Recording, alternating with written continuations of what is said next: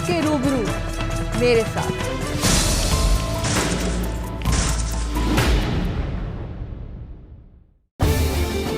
हरियाणा के हर जिले की खबर, चप्पे चप्पे, हर गली हर नुक्कड़ की खबर देखिए सिर्फ जनता टीवी पर। सर्दी खांसी हो, जोड़ों का दर्द हो, कैंसर, टीबी हो या कोई और खतरनाक बीमारी, डॉक्टर से अपॉइंटमेंट की झंझट खत्म। अब बस फोन घुमाइए 011-4321-4321 पर और मशहूर कालरा हॉस्पिटल के स्पेशलिस्ट डॉक्टरों से लीजिए सलाह, वो भी बिल्कुल फ्री। देखिए सोमवार से शनिवार हर रोज दोपहर 3:30 बजे डॉक्टर लाइव में।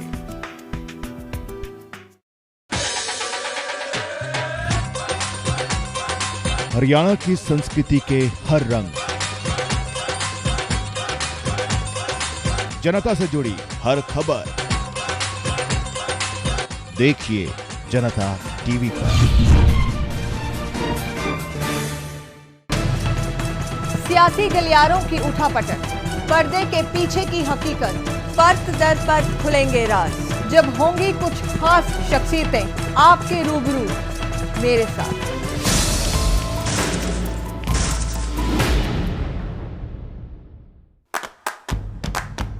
हर नागरिक की एक पहचान,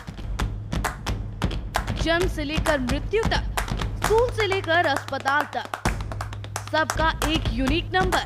एक ही नंबर से हर जगह एंट्री, तो यूआईडी को बनाओ हथियार।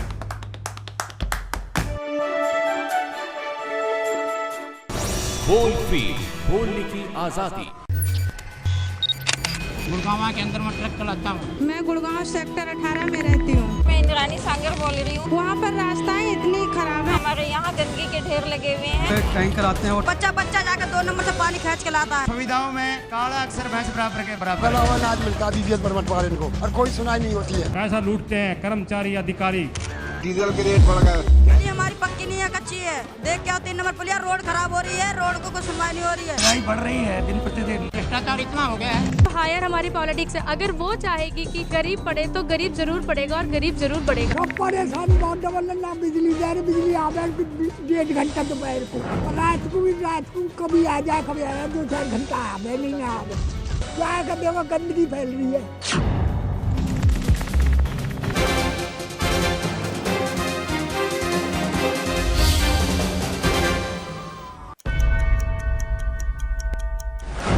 वादों की बुनियाद पर खड़ी सियासत। दीपेंद्र हुड्डा पहुंचे हांसी, कहा हांसी महम रोहतक रेल लाइन से होगा विकास, 4 लेन प्रोजेक्ट जल्द ही पूरा होगा। 2008 के बटला हाउस एनकाउंटर मामले में साकेत कोर्ट का फैसला, शहजाद अहमद दोषी करार, सोमवार को होगा सजा का ऐलान। कांग्रेस पर जमकर बरसे अभय चौटाला, कहा हमारी साख गिराने की कोशिश। गरीबी पर कांग्रेसी नेताओं के बेतुके बोल, कहा 12 रुपए में मुंबई और 5 रुपए में दिल्ली में भरता है पेट। हांसी और इलाहाबाद में दवा बनी मुसीबत, आरन की गोली खाकर 40 बच्चे बीमार, पहुंचे अस्पताल।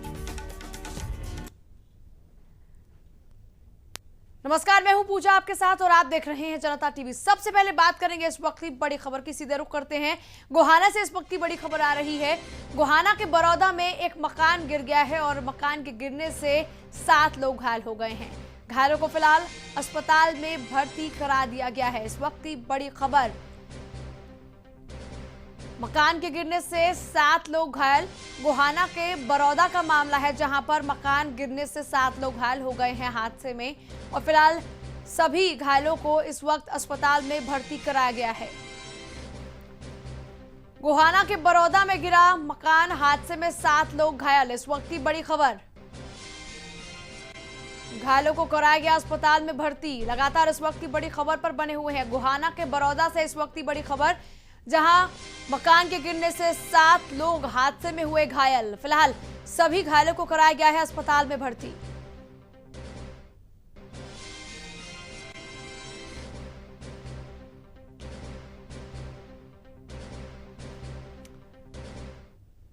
तो लगातार इस वक्त की बड़ी खबर पर बने हुए हैं। गोहाना से आई है इस वक्त की बड़ी खबर, बरौदा का मामला, जहां पर मकान ढहने से 7 लोग घायल हुए हैं और सभी घायलों को हॉस्पिटल में एडमिट भी करवा दिया गया है। मकान गिरने की क्या कुछ वजह है अभी तक साफ नहीं हो पाया है, लेकिन बता दें आपको कि इस हादसे में 7 लोग घायल हो गए हैं और घायलों की हालत गंभीर बनी हुई है। सभी को अस्पताल में भर्ती कराया गया है। चलिए आगे बढ़ते हैं। हरियाणा दिनों दिन प्रगति की ओर बढ़ता जा रहा है, जिसका खुलासा इंस्टीट्यूट फॉर कॉम्पिटिटिवनेस की 2013 की रिपोर्ट में हुआ है। इस रिपोर्ट में हरियाणा 5वें नंबर पर है। रिपोर्ट के मुताबिक उद्योगों के विकास, आपूर्तिकर्ताओं और संस्थाओं के सहयोग और साथ ही साथ कारोबार के विकास में हरियाणा की स्थिति लगातार मजबूती की ओर बढ़ रही है।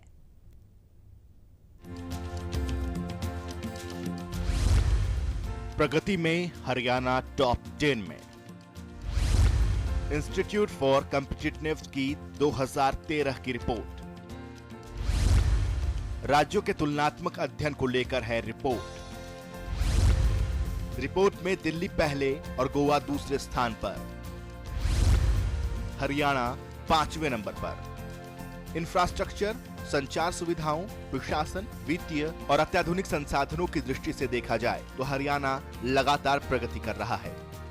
उद्योगों के विकास, आपूर्तिकर्ताओं और संस्थाओं के सहयोग तथा कारोबार के विकास की दृष्टि से भी हरियाणा की स्थिति लगातार मजबूत होती जा रही है।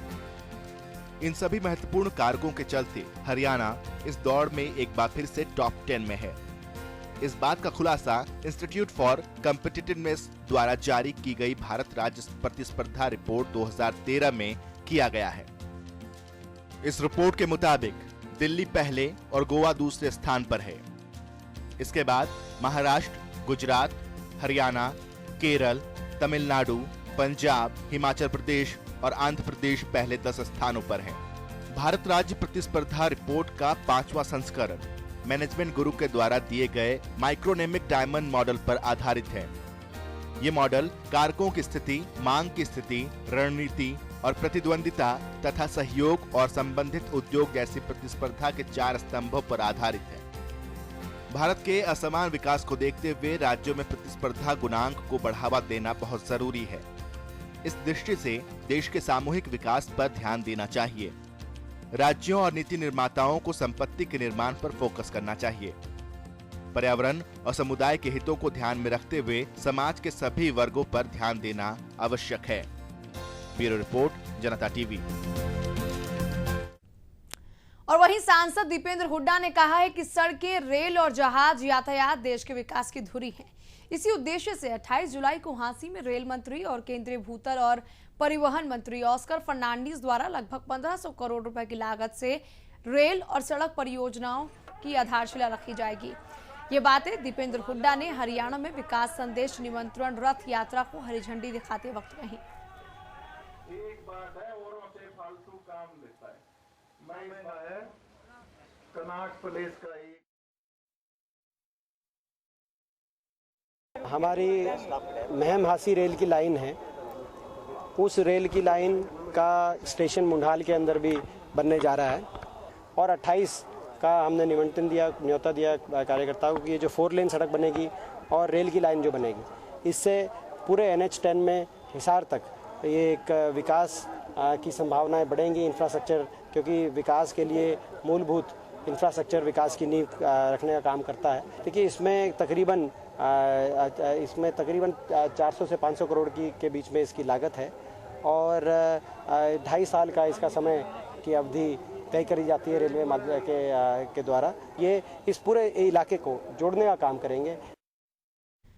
और वहीं सांसद दीपेंद्र हुड्डा ने हांसी अनाज मंडी में 28 जुलाई को होने वाली रैली की तैयारियों का जायजा भी लिया।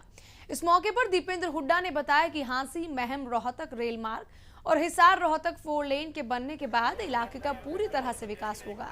Hansi Meham Rohtak rail line 68 kilometre लंबी होगी और अगले 2.5 सालों में ये बनकर तैयार भी हो जाएगी। सांसद हुड्डा ने इसे जल्द ही पूरे किए जाने की बात भी कही है।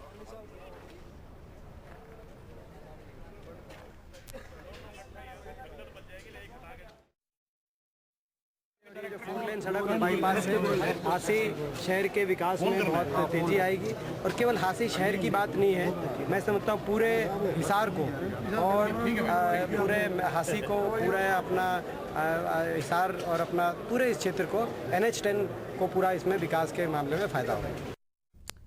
और वहीं जेबीटी भर्ती घोटाले में सजायाफ्ता पूर्व सीएम और इनेलो के प्रमुख ओम प्रकाश चौटाला समेत 55 लोगों को हरियाणा सरकार अपनी जेल में जगह देने को तैयार नहीं है।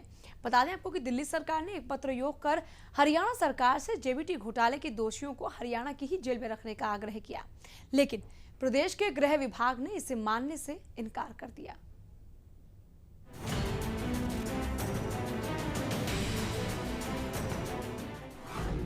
चौटाला समेत 55 लोगों के लिए तिहाड़ जेल में जगह नहीं। चौटाला को अपनी जेल में जगह नहीं देगा हरियाणा। आरोपियों को हरियाणा की जेल में शिफ्ट करने का आग्रह है। दिल्ली सरकार ने की थी मांग, जेबीटी घोटाले के दोषियों को रखे हरियाणा। हरियाणा सरकार ने नहीं ठुकराया दिल्ली का आग्रह। जेबीटी भर्ती घोटाले में सजा याफ्ता पूर्व सीएम और इनेलो प्रमुख ओम प्रकाश चौटाला समेत 55 लोगों को हरियाणा अपनी जेल में जगह नहीं देगा। प्रदेश के गृह विभाग ने दिल्ली सरकार के इस आग्रह को मानने से इनकार कर दिया है। आपको बता दें कि पूर्व सीएम और उनके बेटे अजय चौटाला और शीर सिंह बटशामी समेत 9 लोगों को जेबीटी भर्ती घोटाले में 10-10 साल जेल की सजा हुई थी। इसके अलावा 46 अन्य दोषियों को सजा सुनाई गई थी। तिहाड़ जेल ने सभी आरोपियों को हरियाणा की जेल में शिफ्ट करने का आग्रह किया था। इसके लिए जेल प्रशासन ने दिल्ली सरकार को मार्च में पत्र भी लिखा था। आइए जानते हैं क्या कहना है जेल प्रशासन का। जेल प्रशासन का कहना है कि ये मामला हरियाणा का है। ये घटना भी हरियाणा की है, वहीं पर हुई है, इसलिए आरोपी भी वहां की जेल में रखे जाने चाहिए। इसके अलावा ये भी कहना है कि तिहाड़ में भीड़ बहुत हो रही है। ये मामला राजनीतिक लोगों से जुड़ा है, इसलिए बड़ी संख्या में उनके समर्थक आते हैं। इससे काफी परेशानी आती है। इन सभी बातों को देखते हुए इन्हें हरियाणा की किसी जेल में शिफ्ट किया जाए। गृह विभाग की ओर से दिल्ली सरकार को पत्र लिखकर कहा गया कि इस मामले की एफआईआर दिल्ली में हुई, सजा भी वही हुई। इससे भी बड़ी बात तो ये है कि कुछ आरोपियों ने जमानत की अर्जी लगा रखी है। ऐसे में उन्हें दिल्ली की जेल में ही रखा जाना चाहिए। आरोपियों को यहाँ जगह न देने के पीछे हरियाणा सरकार की मजबूरी भी मानी जा रही है। प्रदेश का एक बड़ा वर्ग चौटाला को सजा देने के पीछे सरकार का हाथ मान रहा है। इस आरोप से सरकार बैकफुट पर है। अगर ये लोग यहाँ की जेल में आते हैं तो सरकार पे ये आरोप और पुख्ता हो जाएंगे। नहीं, यहाँ की जेल में होने की वजह से इनेलो के समर्थक भी उनसे मिलने आएंगे। इसलिए किसी भी विवाद और आरोप से बचने के लिए सरकार ने ये निर्णय लिया है। ब्यूरो रिपोर्ट, जनता टीवी। और बहुत ही जल्द रैपिड मेट्रो के दौड़ने का सिलसिला भी शुरू हो जाएगा। तेज रफ्तार से दौड़ने वाली रैपिड मेट्रो का सितंबर से शहर में दौड़ने का रास्ता लगभग साफ हो चुका है। लोगों को बेहतर ट्रांसपोर्ट सुविधाएं उपलब्ध करवाने के लिए रिसर्च डिजाइनिंग स्टैंडर्ड ऑर्गेनाइजेशन जल्द ही निरीक्षण कार्य शुरू करने जा रही है और जल्द ही RDSO की टीम लखनऊ से गुड़गांव पहुंच गई है। नए नाम से जाने जाएंगे 3 स्टेशन। वेलवेडियर टावर को वोडाफोन वेलवेडियर टावर के नाम से जाना जाएगा। मौलसरी एवेन्यू को माइक्रोमैक्स मौलसरी एवेन्यू के नाम से जाना जाएगा। मॉल ऑफ इंडिया को इंडसइंड बैंक साइबर सिटी के नाम से जाना जाएगा। रैपिड मेट्रो के पहले फेज के संचालन को लेकर डेडलाइन गुजरने की प्रक्रिया धीमी पड़ गई थी। इसके बाद रैपिड मेट्रो प्रबंधन ट्रायल निरीक्षण के लिए RDSO से बार बार निवेदन किया जा रहा था, जिसके बाद लखनऊ से RDSO की टीम के कुछ सदस्य आइसोलेशन ट्रायल के लिए पहुंच चुके हैं। इस हफ्ते कुल स्पीड ट्रायल शुरू होने की उम्मीद है। अगस्त के बीच RDSO की रिपोर्ट के बाद कमिश्नर ऑफ रेलवे सेफ्टी का दौरा होगा। सभी औपचारिकताएं पूरी होने के बाद सितंबर में रैपिड मेट्रो के संचालन को हरी झंडी मिलने की उम्मीद है। सूत्रों के अनुसार इस हफ्ते निरीक्षण के बाद अगले 15 दिनों में रेल मंत्रालय CMRS एंड रैपिड मेट्रो को रिपोर्ट सौंपी जाएगी। ब्यूरो रिपोर्ट, जनता टीवी। तो एक तरफ विकास के दावों की भरमार, दूसरी तरफ है विपक्षी पार्टियों का वार। दरअसल षड्यंत्र रचा गया है हमारे खिलाफ। ये तमाम बातें अभय चौटाला की तरफ से कही गई हैं। उन्होंने साफ तौर पर कहा कि हम जनता के बीच अपनी साख मजबूत ना कर पाए, इसीलिए षड्यंत्र रचकर ओम प्रकाश चौटाला को सलाखों के पीछे पहुंचाया गया है। अभय चौटाला रानिया में अनाज मंडी में कार्यकर्ता सम्मेलन को संबोधित कर रहे थे और इसी मौके पर अभय चौटाला के साथ साथ विधायक कृष्ण कंबोज और मंत्री भागीराम समेत पार्टी के और बड़े नेता भी मौजूद रहे।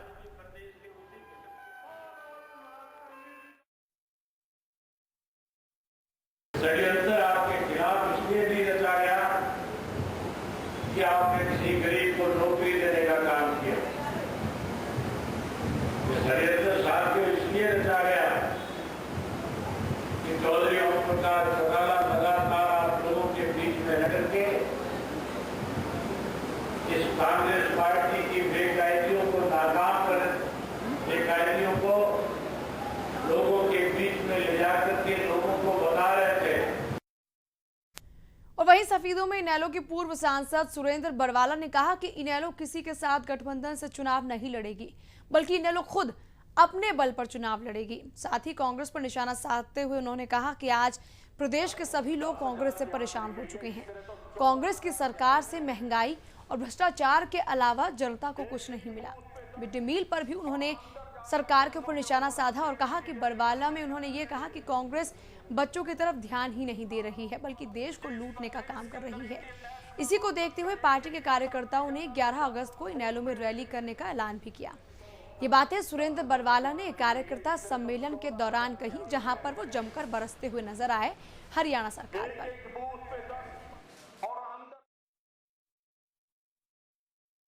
देश की कांग्रेस सरकार के खिलाफ जो ये 60 साल के अरसे में जो बड़े बड़े घोटाले किए, भ्रष्टाचार चरम सीमा पे है, कानून नाम की कोई चीज नहीं। आज हर हाल में लोग दुखी हैं महंगाई की मार से। इन सारी बातों को लेकर लोगों को जगाने के लिए ये 11 तारीख को कार्यकर्ता सम्मेलन सफीदों हल्का का होने जा रहा है। मिड डे मील के अंदर भी जो सबसे गंदा खाद्य है वो बच्चों को परोसने का काम कर रहे हैं। उनमें कीड़े चल रहे हैं, छिपकलियां मरी हुई पाई जाती हैं और इसी तरह आयरन के जो कैप्सूल हैं इनकी भी ये तसल्ली नहीं कि ये नकली हैं असली हैं।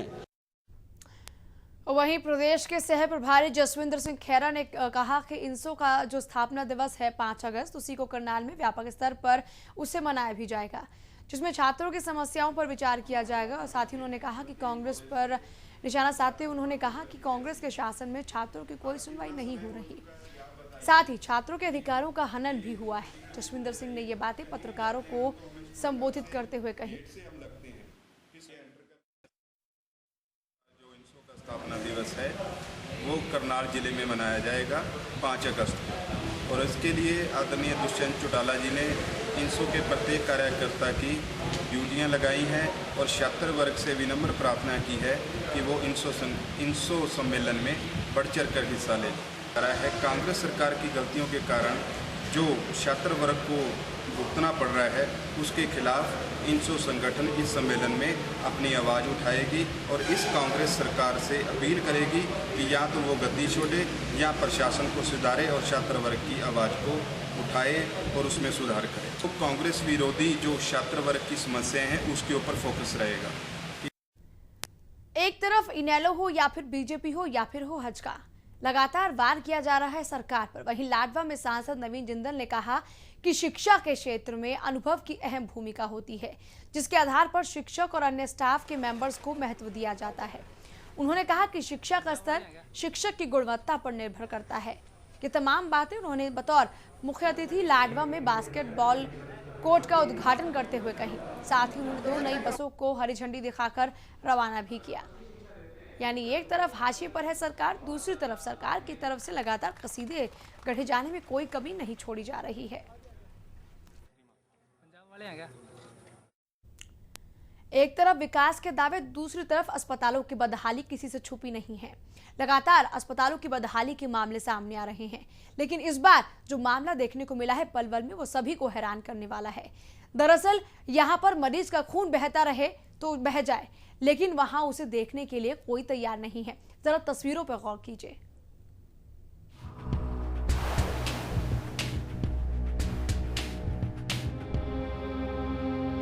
अस्पतालों की बदहाली के किस्से लगातार हमें और आपको सुनने को मिलते हैं। कभी डॉक्टर नहीं होते, कभी नर्स नहीं होती, कभी जगह नहीं होती, तो कभी दवाइयां नहीं होती। लेकिन ये भी एक हकीकत है कि कभी तमाम सुविधाएं होने के बावजूद डॉक्टरों की नीयत ही नहीं होती। ताजा मामला सामने आया है पलवल से, जहां हथीन उपमंडल के गांव ममोलका में पुरानी रंजिश के चलते दो लोगों के बीच में झगड़ा हो गया। झगड़े में बीएसएफ के जवान नानक चंद पर उसके पड़ोसी ने कुल्हाड़ी से वार कर दिया।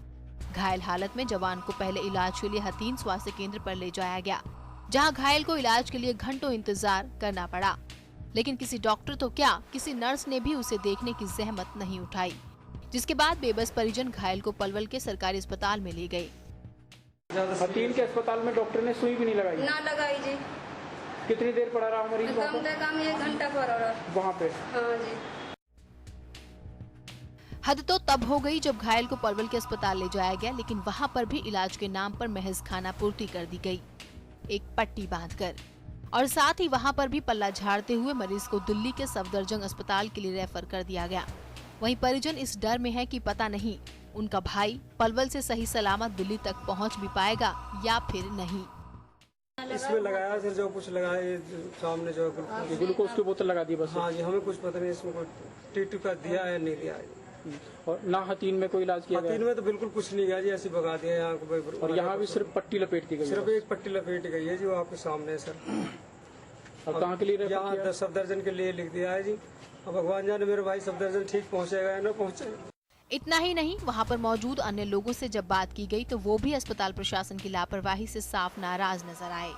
उनके मुताबिक जो इलाज के लिए यहाँ पर आएगा वो यकीनन और भी ज्यादा बीमार हो जाएगा।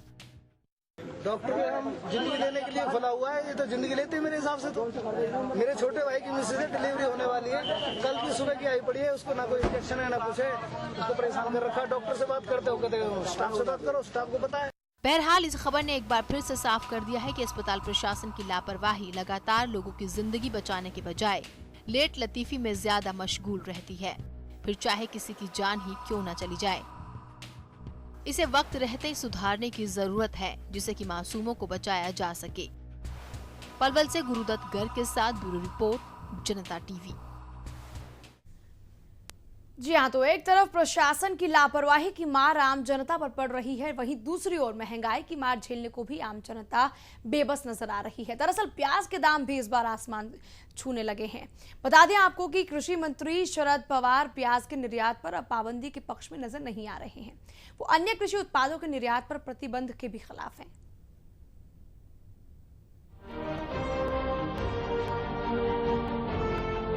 निर्यात पर प्रतिबंध लगाने के पक्ष में नहीं शरद पवार। जनता प्याज के दामों से दुखी, कम पैदावार और ज्यादा निर्यात से बड़े हैं दाम। निर्यात पर रोक लगाने से होगी दामों में कमी। प्याज की कीमतों में उछाल के बीच कृषि मंत्री शरद पवार ने कहा है कि वो इसके निर्यात पर रोक के खिलाफ है, क्योंकि इससे विश्व बाजार में कृषि उत्पादों के निर्यातक बाजार में भारत की साख गिरेगी। भारत में अब वैश्विक बाजार में कृषि उत्पादों के एक प्रमुख निर्यातक के तौर पर अपने आप को स्थापित कर लिया है। यदि हम निर्यात पर प्रतिबंध लगाते हैं तो इससे हमारी छवि प्रभावित होगी, इसलिए हम प्याज के निर्यात पर प्रतिबंध के खिलाफ हैं। प्याज की कीमत पर नई फसल के आने से पहले अक्टूबर तक दबाव रहने की आशंका है। आधिकारिक आंकड़ों के मुताबिक भारत ने चालू वित्त वर्ष की पहली तिमाही में 776.47 करोड़ रुपए मूल्य का 5,11,616 टन प्याज का निर्यात किया था। पिछले वित्त वर्ष की इसी अवधि में 5,17,274 टन था। हालांकि इस साल उत्पादन करीब 1.5 से 1.6 करोड़ टन रहने की उम्मीद है।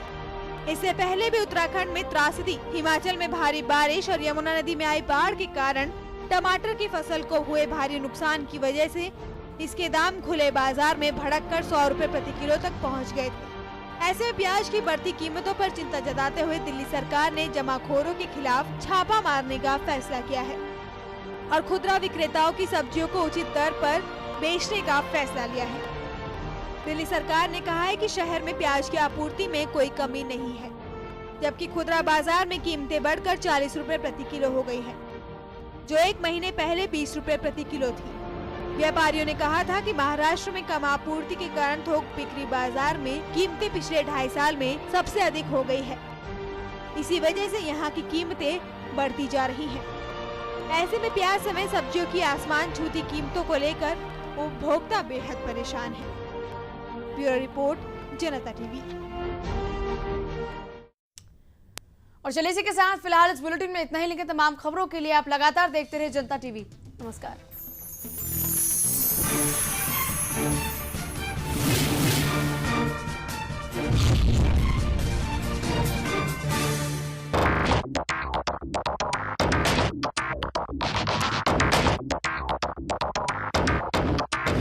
नमस्कार, खबरों की खबर में आप सबका स्वागत है। आपके साथ मैं हूं साकिब सुमन। हमारे साथ स्टूडियो में मौजूद हैं वरिष्ठ पत्रकार धर्मपाल धनखड़ जी। हर बार स्टड्स बनाए जाते हैं किनारे मजबूत करने के नाम पे।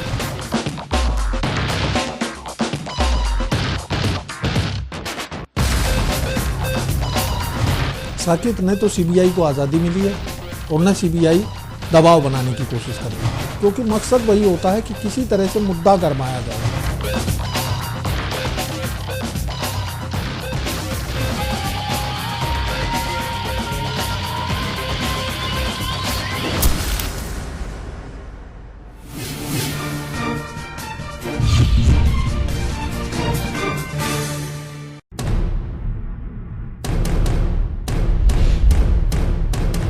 भ्रष्टाचार, अपराध, अन्याय, गरीबी और बेरोजगारी के खिलाफ उठाएं आवाज। नमस्कार, हमारा खास कार्यक्रम बोल जनता बोल। मैं हूं साकिब सुमन। मैं हूं पूजा यादव। मैं हूं आपके साथ जीनत सिद्दीकी। बेहद ही गंभीर सवाल के साथ सीधे सीधे आपसे जुड़ा हुआ है। आपकी जिंदगी से जुड़े हर मसले पर बोलने का देते हैं आपको मौका। स्वागत है आपका। मन से एक और ऐसा सवाल। आज हम आपसे यही जानने की कोशिश करें, एक बड़ा तजुर्बा रखते हो पार्टी का, ऐसे में आम जनता क्या सोच रही है। बनते हैं आपकी आवाज, आपकी ताकत। बनिए बोल जनता बोल का हिस्सा। देखिए रोज सुबह 8 बजे, दोपहर 2 बजे और रात 8 बजे, सिर्फ जनता टीवी पर।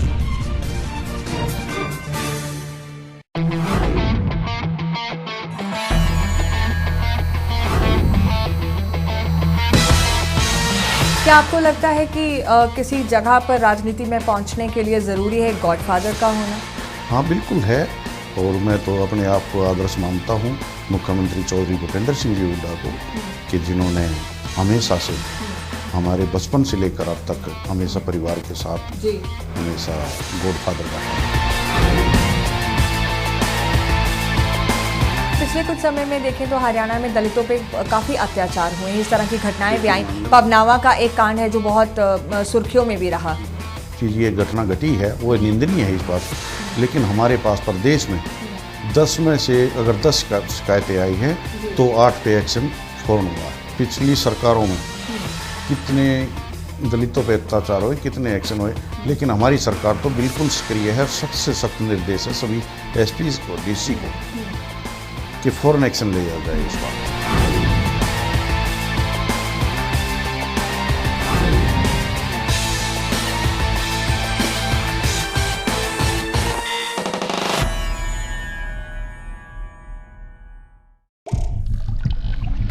राजनीति के गलियारों में जब मचती है हलचल,